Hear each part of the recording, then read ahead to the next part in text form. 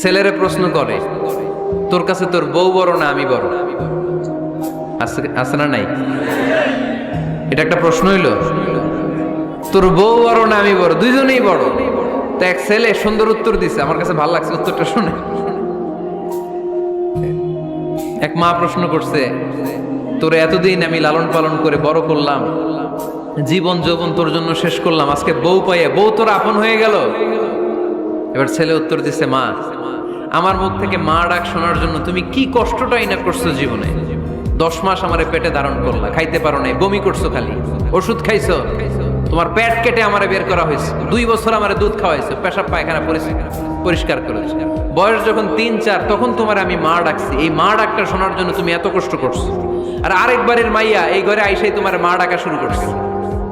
যেই মেয়েটা তোমারে মা ডাকে সে আমার আপন হবে না কেন মা? ঠিক কিনা?